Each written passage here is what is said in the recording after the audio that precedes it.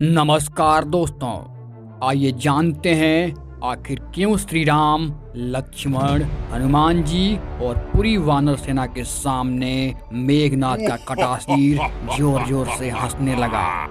रावण का पुत्र मेघनाद एक शक्तिशाली योद्धा था। जब रावण ने मेघनाद को श्री राम और लक्ष्मण को मारने भेजा तो युद्ध के दौरान उसके वह सारे प्रयत्न विफल रहे और इसी युद्ध में लक्ष्मण जी ने अपने घातक बाणों से मेघनाद का वध कर दिया।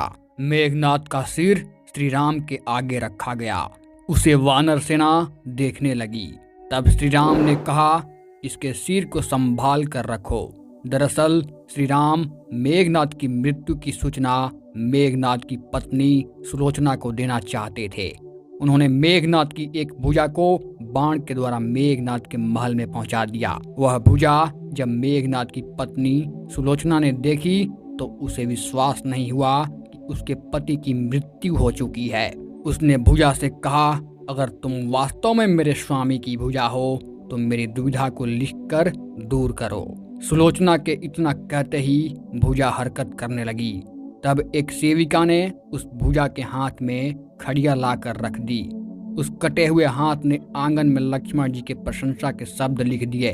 तब सुलोचना को विश्वास हो गया कि युद्ध में उसका पति मारा गया है। सुलोचना इस समाचार को सुनकर रोने लगी। फिर वह रथ में बैठकर रावण से मिलने चल पड़ी। रावण को सुलोचना ने मेघनाद का कटा हुआ हाथ दिखाकर अपने पति का सिर मांगा। सुलोचना रावण से बोली कि अब मैं एक पल भी जीवित नहीं रहना चाहती, मैं अपने पति के साथ ही सती होना चाहती हूँ। तब रावण ने कहा, पुत्री 4 घड़ी प्रतीक्षा करो, मैं मेघनाद का सिर शत्रु के सिर के साथ लेकर आता हूँ। लेकिन सुलोचना को रावण की बात पर विश्वास नहीं हुआ।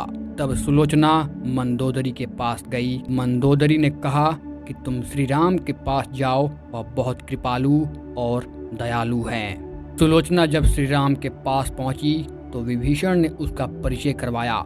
सुलोचना ने श्री राम से कहा, हे राम, मैं आपकी शरण में आई हूँ। मेरे पति का सिर मुझे लौटा दें ताकि मैं सती हो सकूं। श्री राम सुलोचना की दशा देखकर दुखी हो गए। इस बीच उसने अपनी आप बीती भी सुनाई। सुलोचना ने कहा कि मैं नहीं चाहती कि मेरे पति जीवित होकर संसार के कष्टों को भोगें। मेरे लिए सौभाग्य की बात है कि मुझे आपके दर्शन हो गए। मेरा जन्म सार्थक हो गया। अब जीवित रहने की मेरी कोई इच्छा शेष नहीं। श्री राम के कहने पर सुग्रीव मेघनाद का सिर ले आए, लेकिन उनके मन में यह आशंका थी कि मेघनाद के कटे हाथ ने लक्ष्मण का गुणगान कैसे किया। सुग्रीव से रहा नहीं गया और उन्होंने कहा, मैं सुलोचना की बात को तभी सच मानूंगा जब यह नरमुंड हंसेगा। सुलोचना के सतीत्व की यह बहुत बड़ी परीक्षा थी। उसने कटे हुए सिर से कहा, हे स्वामी, जल्दी हंसिए, वरना आपके हाथ ने जो लिखा है उसे ये सब सत्य नहीं मानेंगे। इतना सुनते ही मेघनाद का कटा सिर जोर जोर से हंसने लगा। इस तरह सुलोचना अपने पति का कटा हुआ सिर लेकर चली गई। तो आज के लिए बस इतना ही, और ऐसी वीडियो के लिए subscribe our channel Ankaj tales. Har Har Mahadev.